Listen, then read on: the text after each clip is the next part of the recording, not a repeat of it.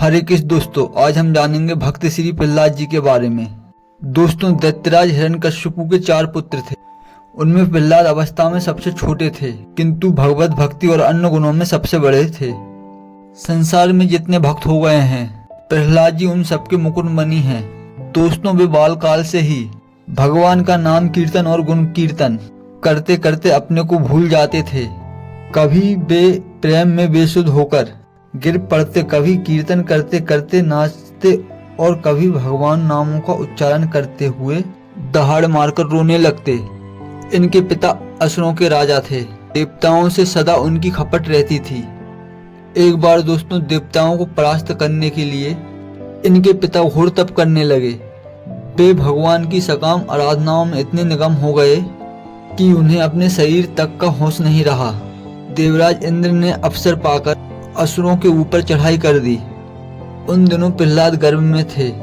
इंद्र ने असुरों को मार भगाया, उनके राज्य को लूट लिया और प्रहलाद की माता को पकड़कर ले चले। वह बेचारी गर्भवती दीन अबला कुर्री की भांति रोती जाती रही। रास्ते में दयालु देवर्षि नारद मिले। उन्होंने इंद्र को बहुत डांटा और कहा, तुम इसे क्यों पकड़ ले जाते हो? इंद्र ने कहा, भगवान, मैं स्त्री वध नहीं करूंगा। इसके पेट में जो हिरण्यकश्यपु का गर्भ है, उसके उत्पन्न होने पर मैं उसे मारकर इसे छोड़ दूंगा। देवर्षि ने अपनी दिव्य दृष्टि से देखकर कहा, अरे, इसके गर्भ में तो परम भक्त पुत्र है, इससे तुम्हें कोई भय नहीं, इसे छोड़ जाओ। देवर्षि की आज्ञा पाकर इनने उनसे छोड़ दिया। देवर्षि उसे अपने आश्रम ले गए। यहाँ लाकर वे प्रहलाद की माता का मन बहलाने के लिए भांति भांति के भगवत चरित्रों को कहा करते थे। गर्भ में स्थित प्रहलाद जी ने माता के गर्भ में ही भक्ति का समस्त ज्ञान प्राप्त कर लिया था। पीछे हिरण्यकश्यपु के घर आने पर प्रहलाद की माता घर आ गई और वहीं प्रहलाद जी का जन्म हुआ। दोस्तों, प्रहलाद जी जन्म से ही भक्ति की बातें किया करते थे। बच्चों में खेलते खेलते ये उन्हें भगवान नाम कीर्तन का उपदेश दिया करते थे और स्वयं सबसे कीर्तन कराया करते थे। दोस्तों, 5 वर्ष की अवस्था होने पर हिरण्यकश्यपु ने अपने गुरु के पुत्र शांड और अमकर के यहाँ पढ़ाने भेजा, किंतु ये तो समस्त शास्त्र माता के पेट में ही पढ़ चुके थे। गुरु बताते थे कुछ, ये पढ़ते थे प्रभु प्रेम की पाटी।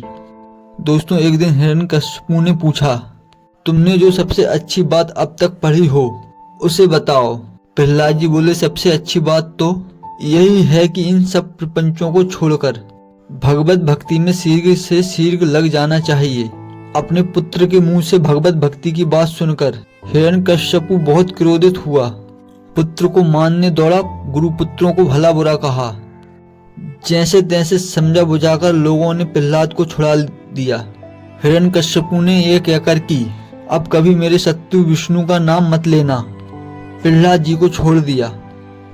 प्रहलाद जी भला हरि नाम कब छोड़ने वाले थे। वे नए उत्साह के साथ भगवत कीर्तन में तल्लीन हो गए और दोस्तों, अपने सहपाठियों से भी कहते, सच्चा पढ़ना तो भगवान की शरण जाना ही है। संसारिक पदार्थों के नाम पढ़ना अज्ञान की ओर बढ़ना है। वे दिन रात भगवान के नामों और गुण कीर्तन ही में निमग्न रहते। इनके पिता ने जब देखा कि यह किसी प्रकार से भी भगवत भक्ति नहीं छोड़ता, तो दोस्तों उसने इन्हें सूली पर चढ़वाया, मद हाथियों के नीचे डलवाया, अतः जल में गले में पत्थर डालकर डुबवाया, हलाहल विष का प्याला पिलाया, धधकती हुई अग्नि में जलवाया, पर्वत शिखर से गिराया, किंतु दोस्तों इनका बाल भी बांका नहीं हुआ। कांटों की सूली फूल की सेज के समान सुखद हो गई। हाथियों ने इन्हें उठाकर पीठ पे बिठा लिया। जल के ऊपर पाषाण तैरने लगे। विष अमृत बन गया, अग्नि जल की भांति शीतल हो गई और दोस्तों इन्हें जलाने की इच्छा से बैठने वाली होलिका स्वयं जलकर भस्म हो गई। पर्वत शिखर से ये हंसते हंसते नीचे आ गए। सारांश, यहाँ की कोई यातना इन्हें दुखी न बना सकी। शांड मार्ग फिर इन्हें पाठशाला ले गए। वहां प्रहलाद ने फिर बड़े जोर से अपना वही काम शुरू कर दिया। लड़के सब हरि कीर्तन करने लगे। शांड मार्ग ने गुस्से में आकर, या तो हमारी बात मान जाओ, नहीं तो कित्याना उत्पन्न करके हम तुम्हें भस्म कर देंगे। विश्वासी भगवत भक्त प्रहलाद ने कहाँ डरने वाले थे। उन्होंने कहा, गुरुजी, कौन किसको मार सकता है और कौन किसको बचा सकता है, सब भगवान की लीला है। इस पर क्रुद्ध होकर सांड मार्क ने महान विकराल ज्वालामयी कित्याना उत्पन्न कर दी। कित्याना ने प्रहलाद के हृदय में शूल मारा। भक्त भय रहित भगवान की भक्ति से सुरक्षित प्रहलाद की छाती पर लगते ही शूल टूट गया। कित्याना परास्त होकर लौटी और दोनों गुरुओं को मारकर स्वयं भी नष्ट हो गई। अपने कारण गुरुओं की मृत्यु होते देख प्रहलाद का शांत हृदय पिघल गया।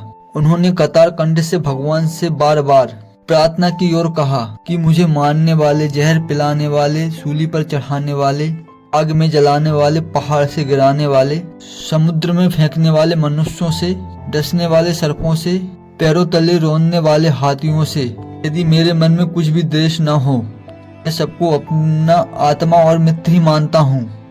किसी के भी अनिष्ट की जरा भी मेरी इच्छा हो तो ये दोनों गुरु मेरे उठ जाएं।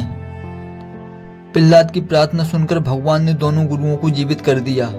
जब किसी तरह भी ये न मरे तो इनके पिता को बड़ा क्रोध आया। एक खंबे से बांधकर हाथ में खड़क लेकर वह इन्हें मारने के लिए तैयार हुआ और बोला, अब बता तेरा भगवान कहाँ है। दोस्तों, प्रहलाद जी ने निर्विज्ञता से कहा, भगवान सर्वत्र है, मुझ में है, तुम में है, खड़क में है, खम्बे में है, सर्वत्र वे हरि व्याप्त हैं। हिरण्यकश्यपु ने कहा, तब फिर इस खम्बे में क्यों नहीं दिखते। इतना कहना ही था कि भगवान खम्बे से प्रकट हो गए। उनका रूप आधे मनुष्य और आधे सिंह के रूप में था। उस अद्भुत नरसिंह रूप को देखकर हिरण्यकश्यपु डर गया। दोस्तों, भगवान ने उसे अपने घुटनों पर रखकर उसका पेट फाड़ दिया। सब देवता प्रसन्न हुए, सभी ने भगवान की स्तुति की। भगवान ने प्रेम पूर्वक प्रहलाद को गोद में बिठाया, उससे खूब प्यार किया और वरदान मांगने को कहा। प्रहलाद ने कहा, प्रभु, मेरा पिता आपसे बैर किया करता था, उनकी दुर्गति न हो। भगवान ने हंसते हुए बोले, प्रहलाद, जिस कुल में तुम्हारे जैसे भक्त हुए हैं उस कुल की 7 पीढ़ी, पहली 7 आगे की और 7 पीछे की, मोक्ष की प्राप्ति करती है। प्रकार 21 पीढ़ी तो स्वयं तर गई, तुम्हारे पिता भी तर गए। अंत में प्रहलाद ने भगवान से भक्ति का वरदान मांगा। भगवान ने वरदान देकर और प्रहलाद का राज तिलक करके अंतर्ध्यान हो गए। अब मिलते हैं आगे की वीडियो में दोस्तों। हरे कृष्ण।